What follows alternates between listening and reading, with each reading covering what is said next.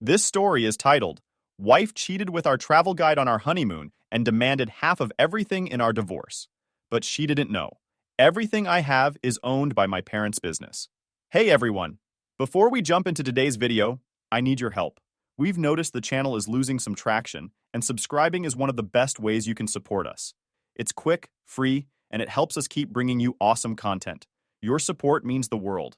Let's keep this channel growing together. Thanks so much. Now let's start the video. What's up, everyone? I don't usually post personal stuff like this, but I feel like I'm going crazy, and I need to let it out. So here goes. My name's Josh, 25 male. I just got married a few months ago to who I thought was the love of my life, Emma, 24 female, beautiful, smart, and funny. Mind you, she was. Now I'm just disgusted with anything that has to do with her. We'd been dating for about 3 years before tying the knot, and everything felt perfect. Emma and I seemed like one of those couples everyone looked at and thought, wow, they're so solid. When I first met Emma, I wasn't even looking for a relationship when we met, but she swept in, confident and sure of what she wanted. She said I was the kind of guy who treated women the way they deserved to be treated, and I made damn sure to live up to that. I gave her my time, my loyalty, and honestly, the world. Whether it was small gestures like flowers on random days or planning trips she always dreamed of, I wanted her to feel like the luckiest woman alive. I had a vital role in my family's logistics business, helping run operations and making sure everything stays on track. My parents, who own the company, have always been super supportive. They even let us live in one of their houses rent-free so we could save up and start building our life together. Our wedding was small, but beautiful, with close friends and family. Afterward, we left for what was supposed to be the honeymoon of our dreams. We went to this incredible island destination.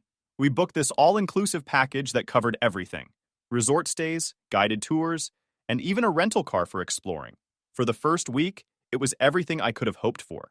We explored waterfalls, swam in lagoons, and had romantic dinners by the ocean. Emma was her usual bubbly self, constantly telling me how happy she was and how lucky she felt. I honestly thought we were making the kind of memories we'd talk about for the rest of our lives. But looking back, I realized there were little things that didn't quite add up. There were moments when she'd disappear for longer than expected, claiming she'd gone to check out the shops or needed a breather. I didn't think much of it at the time because, well, why would I? I trusted her completely. One day, I stayed back at the hotel to finalize some last-minute bookings for a boat trip we had planned. Emma said she wanted to explore the local market and left with a smile. She came back a few hours later, looking flushed and a little too happy. When I asked how the market was, she gushed about how authentic and fun it was, but didn't show me anything she'd bought. I thought it was a little weird, but brushed it off. We came back home after 2 weeks, and I felt like I was on top of the world. I was married to the woman of my dreams, and we had the perfect start to our life together. At least, that's what I thought. One night, about a week after we got back, I decided to go through the photos and videos from our trip. I wanted to put together a little slideshow as a surprise for Emma. While sorting through the files on my laptop, I came across footage from the GoPro I had set up in the rental car during our drives. Here's the thing. I decided to mount the GoPro in the car to capture the scenic drives and any candid moments between the two of us. It wasn't unusual for me to use it during trips, especially when the landscape was worth remembering. At first, I skimmed through the footage, expecting sweeping views of the coastline and maybe some light banter between Emma and me. But as I clicked on one of the files, something felt off. The timestamp showed it was recorded during one of the afternoons I had stayed back at the hotel to finalize some bookings. I hit play. Instead of capturing the scenic beauty outside the car, the GoPro had caught something else entirely. Emma wasn't alone. She was in the back seat with the travel guide we'd hired for our tours. They weren't talking. They weren't admiring the view. They were doing things I never thought I'd see. My heart started pounding as I tried to process what I was watching. I couldn't believe it. I started playing back everything in my mind. I scrolled through more footage and found additional videos, all showing the same pattern. Emma and the fucking guide in the car. During those moments, she'd told me she was running errands or getting some air. I was enraged. This wasn't a one-time lapse in judgment. It was deliberate, premeditated, and during what was supposed to be one of the happiest times of our lives. This wasn't some one-off mistake. It was deliberate. She planned it, sneaking off whenever she thought I wouldn't notice. And the worst part?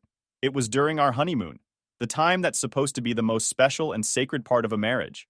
I sat there in shock for what felt like hours, replaying the videos over and over. My hands were shaking, and my mind was racing. I couldn't believe the woman I'd just married. The woman I thought I knew better than anyone was capable of this. That night, I didn't confront her.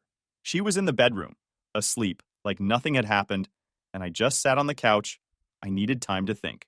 What Emma didn't realize, and what worked entirely in my favor, was that she had no clue how our financial setup worked.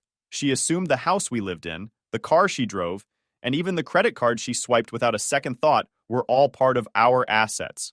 In truth, they weren't. The house, owned by my parents. The car, registered under the family business. The credit card, connected to accounts under my father's name. Emma thought she was marrying into wealth and security, but I had made sure to keep my own assets locked down tight.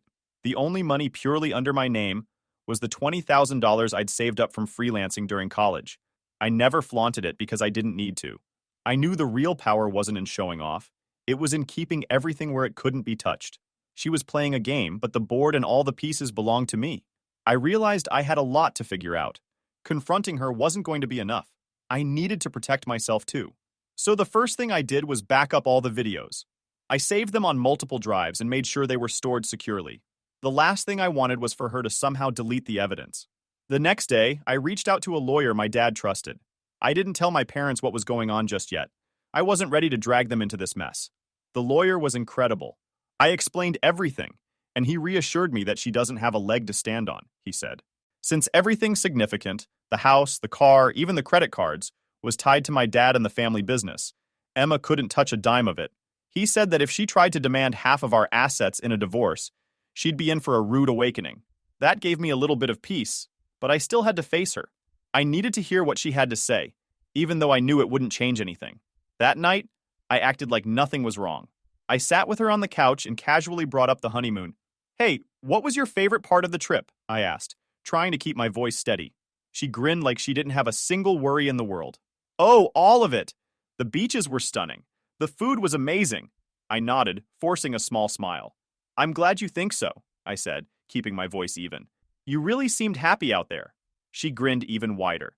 Of course I was. How could I not be with everything you did for me? Then she added, as if it were nothing. Oh, and the guide.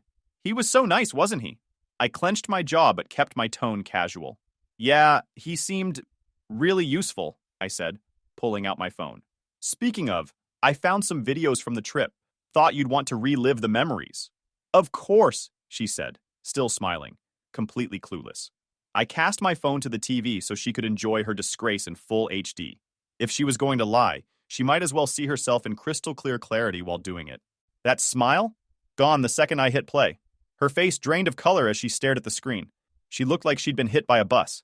Go ahead, Emma, I said, leaning back. Explain this. I'll wait. She started stammering, her voice shaking. I don't know what that is.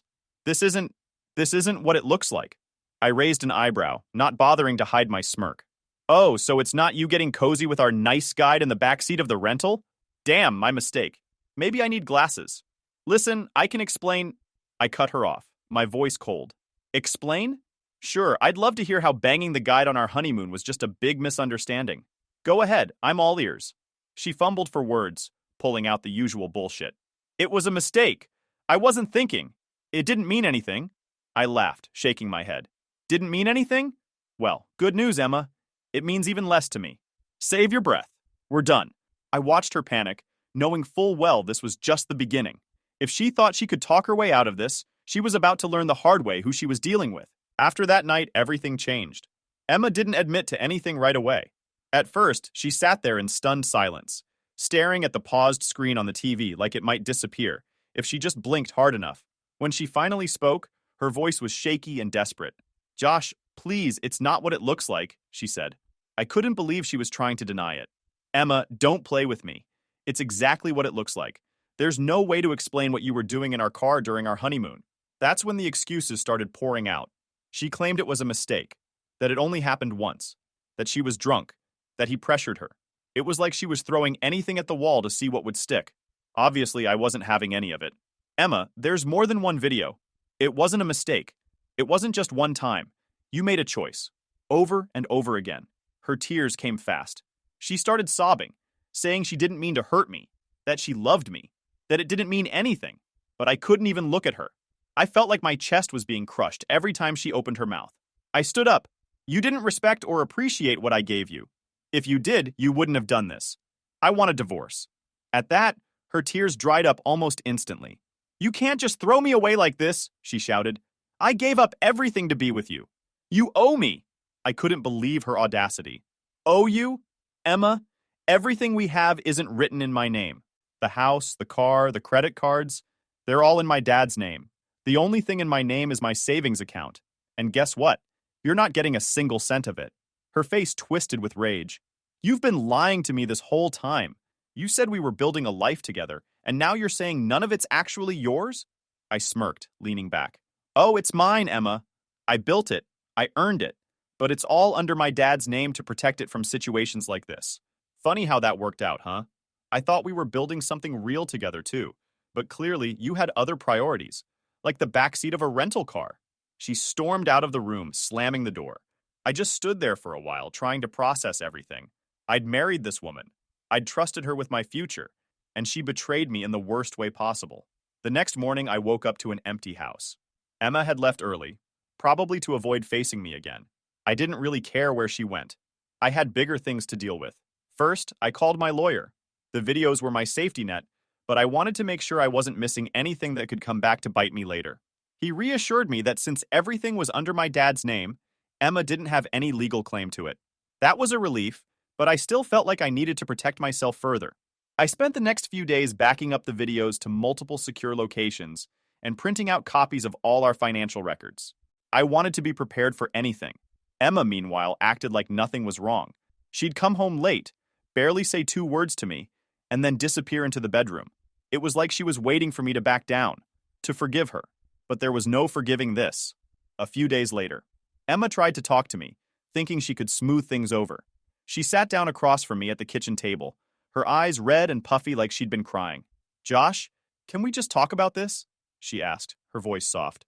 There's nothing to talk about, I said. I want a divorce. She flinched like I'd slapped her. You can't just give up on us like this. We're married. We made vows. I couldn't help but laugh at that. Vows? Are you serious right now? You broke those vows the moment you decided to sleep with someone else. And not just anyone, a travel guide. On our honeymoon. She started crying again, but I was done feeling sorry for her. Josh, please. It was a mistake. I wasn't thinking clearly. I was scared. I thought you didn't love me anymore. That last part hit me. You thought I didn't love you? Emma, I planned that entire honeymoon to make you happy. I trusted you completely. And this is how you repay me? She didn't have an answer for that. Instead, she switched tactics again.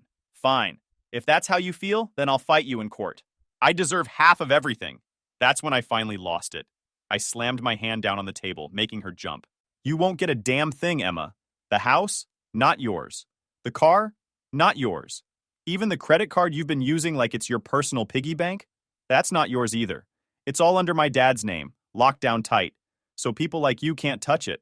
She stared at me, her mouth opening and closing like a fish. You're lying, she said weakly. I'm not. You think you're entitled to something, but you're not.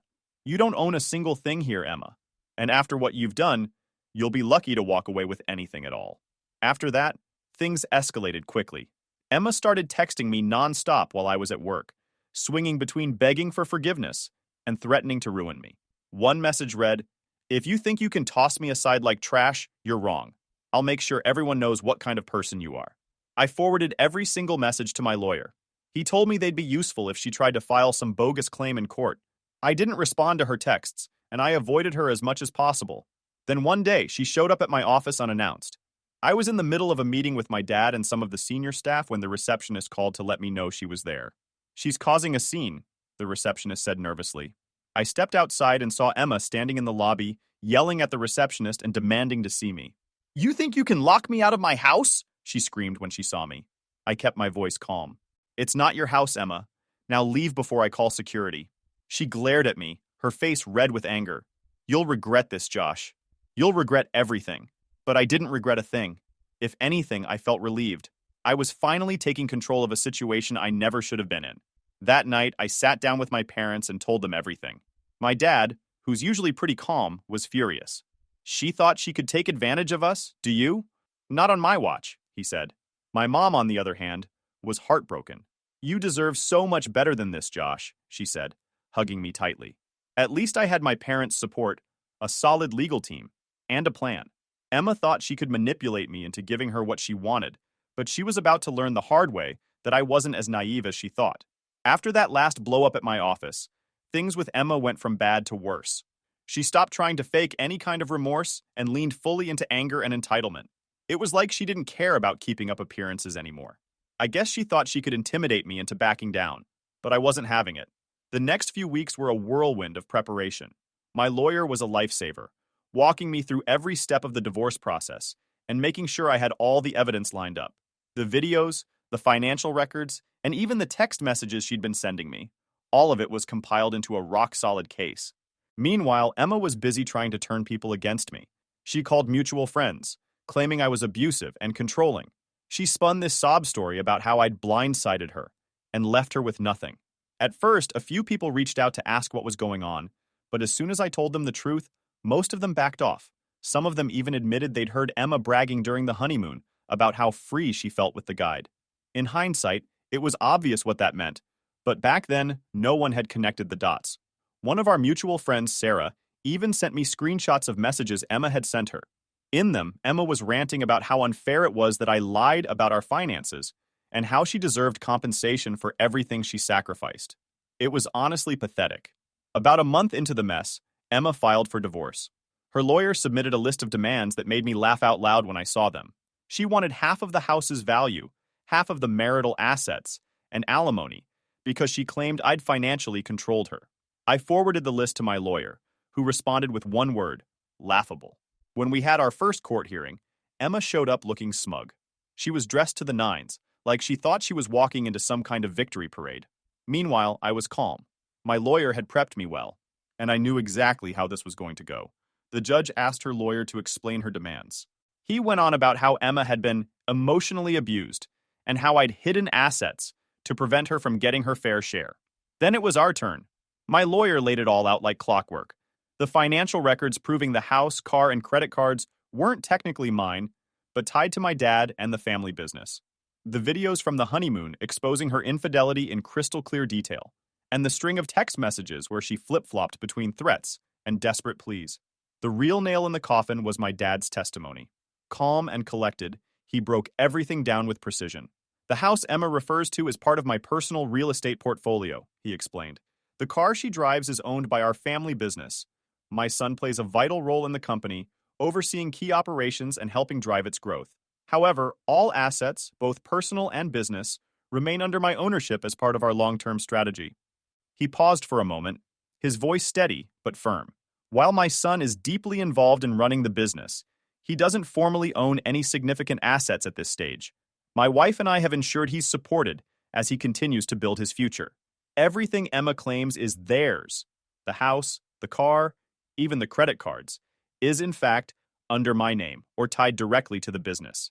My dad's words were clear, authoritative, and left no room for argument.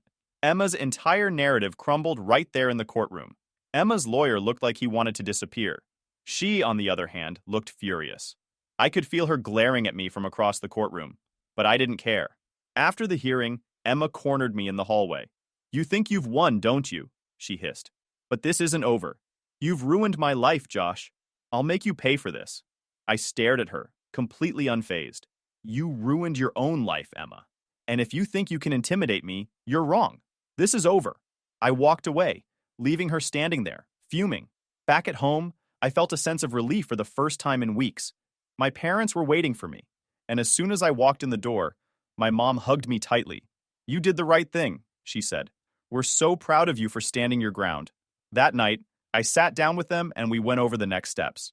My dad even made some changes to the business structure to ensure that no one, not Emma or anyone else, could ever try to claim what wasn't theirs. In the days that followed, Emma's behavior became even more desperate. She started reaching out to people she hadn't spoken to in years, trying to spin her narrative. She even showed up at my parents' house one evening, banging on the door and demanding to be let in. My dad called security, and she was escorted off the property. At that point, it was clear that she wasn't going to give up without a fight. But I wasn't worried anymore. I had the evidence, the support of my family, and the truth on my side. The second court date felt like the final showdown. By now, Emma's story had completely unraveled. She'd spent weeks trying to spin herself as the victim to friends, family, and even in court filings. But her narrative didn't hold up against the evidence we brought to the table. Her lawyer started by rehashing the same arguments from the first hearing, claiming emotional abuse, financial control, and her entitlement to half of the marital assets. It was the same nonsense, but this time, it sounded even weaker. When it was my lawyer's turn, he didn't hold back. He went through every point of her claim, tearing it apart with cold, hard facts. When the decision came, it was swift and decisive. Emma's claims were denied outright. She wasn't entitled to any part of the house, the car, or the family business. The judge didn't award her alimony either, citing her infidelity as the primary reason for the breakdown of the marriage. Sitting there, hearing the judge deliver the ruling, I felt a wave of relief wash over me. It was finally over, or so I thought. In the days that followed, word of the court ruling spread quickly. Friends and family who'd been on the fence about the situation started reaching out to me, apologizing for believing Emma's lies. Even some of her own family members contacted me to apologize. Her parents were particularly embarrassed. Her dad called me and said, "Josh, I had no idea what was really going on. If we'd known, we never would have supported her in this." I appreciated the sentiment, but their apologies didn't undo the damage Emma had tried to cause. Still, it felt good to know that the truth was finally out there. Emma, meanwhile, was unraveling. She tried to save face by doubling down on her lies, telling anyone who'd listened that I'd manipulated the court and that I was a terrible husband, but no one was buying it anymore. A couple we'd befriended on the honeymoon even came forward with their own videos. They'd seen Emma flirting with the guide and had recorded some of her behavior, thinking it was odd at the time. When the rumors about the divorce reached them, they didn't hesitate to share what they had. This led to the travel guide getting fired from his agency. Apparently, I wasn't the only one who'd complained about him. Losing his job was the least he deserved, but it still felt like a small victory. Emma made one last attempt to worm her way back into my life a few months later. She showed up at my office again, looking disheveled and desperate. "Josh," she said, tears streaming down her face.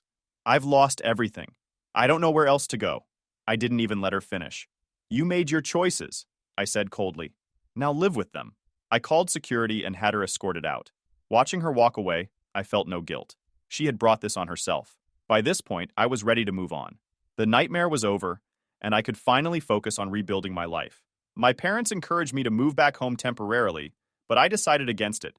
I needed my own space, my own independence. Emma thought she could play me, manipulate me, and walk away with what wasn't hers. But in the end, her betrayal caught up with her. Justice was served, and I came out stronger for it. Life after the divorce was strange at first. I thought I'd feel immediate relief, like some weight had been lifted off my shoulders, but instead, I felt empty. Emma, for her part, wasn't going quietly. She kept popping up in unexpected places, trying to make herself seem like the victim in all of this. At first, it was small things, like vague posts on social media about betrayal and starting over. Then she started reaching out to people who had nothing to do with our marriage, trying to drag them into the mess. Lately, her family, once her biggest supporters, began pulling away too. I found out later that her parents had confronted her about the videos. Apparently, they'd heard about them through the grapevine, and when they saw the evidence, they were horrified. Her dad even reached out to me. "Josh, I don't know what to say," he told me over the phone. "We believed her lies, and we're sorry for that. If we'd known the truth sooner, we would have handled things differently." I appreciated the apology, but it didn't change the fact that they'd blindly supported her while she tried to destroy my life. Still, I wasn't bitter. I was just glad the truth was finally catching up to her. The last time I saw Emma, she was straight up stalking me outside my gym late one night. I'd stayed late for a workout, trying to clear my head, and as I walked out to the parking lot, I noticed someone just hanging around by the cars. At first, I thought it was some random person on their phone, but nope, it was her. She was leaning against her car, arms crossed, just waiting. "Josh!" she called out as soon as she saw me, her voice all fake calm. "So this is how it's gonna be? You're really just gonna ignore me?" I stopped in my tracks, keeping my distance. "What the hell are you doing here, Emma?" She tilted her head and smirked. "Just wanted to check on you. You've been avoiding me, and I've been concerned." I laughed, shaking my head. "Concerned? You shouldn't even know where I am. Go home, Emma." Her face changed, and her tone got weird, almost threatening. "You think you can just cut me off like that? You think you've won? This isn't over, Josh. I'll always know where to find you." That hit differently. The way she said it. It wasn't angry. It was just off. I didn't say another word. I just unlocked my car, got in, and drove off, watching my mirrors the whole way home. When I got back, I double-checked all the locks on the doors, and then I called my lawyer. She's following me, I said. This shit has to stop. What can we do? The next day, he sent out a formal cease and desist letter. It was basically a big back-off warning with the promise of legal action if she kept it up. And just like that, she went quiet. No texts, no surprise appearances, nothing. It was a relief, but honestly, it still felt a little too quiet, like she was waiting for the right moment. For now, though, I'll take the peace. And yeah, that's it for now. Thanks for sticking with me through this mess. It's been a wild ride, but at the end of the day, I'm just grateful the truth came out, and I can finally move forward. What do you guys think? Did I handle this the right way, or is there something you would have done differently?